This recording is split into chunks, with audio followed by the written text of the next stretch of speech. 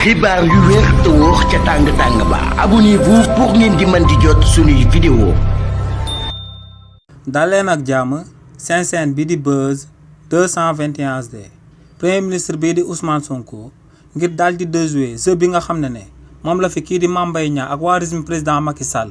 amaloon daal di koy jëmale ci kawam daal di koy daan ci lu tolloog 200 millions de francs CFA yu waroon na daal di jébbal kookee di Mame Mbaye Niang kii di Ousmane Sonko daal dina ci adopté akub stratégie si bi nga xam ne dina daal di sabab kii di Mame Mbaye Niang du jot ci moom 0 franc si li ni mel ci coow li nga xam ne moom moo jaaroon ci diggante premier ministre bii di Ousmane Sonko ak kii di Mame Mbaye Niang kii di Ousmane Sonko dañ koo daanoon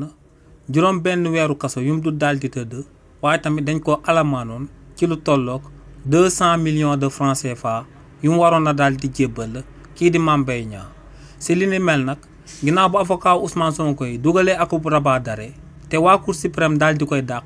loolee daal dinay tekki que ne actuellement kii di Ousmane Sonko daa am akub condamnation définitif ci coow li nga xam ne moom moo jaar ci diggante moom ak kii di Mame Mbaye Niang li ni mel lu muy daal di tekki rek moom mooy que ne procédure judiciaire bi bu ñu ko daal di wéyalee Ousmane Sonko par la force dafa war a daal di jébbal kii di Mame Mbaye Niang 200 millions de francs CFA yam yooyee si li ni mel nag kii di Ousmane Sonko ngir daal di déjouer jeu boobee ñu daal di amal jëmale ko ci jëmmam dafa daal di jël këram gi nga xam ne moom moo daal di nekk ci biir cité kër góor gi daal di koy miite ci turu jabaram yi waaye tamit daal dinay jël bépp moomeel bu mu daal di am ci réewu Sénégal daal di koy séddale membre famille yi daal di koy miite ci seen tur li ni mel nag dina daal di sabab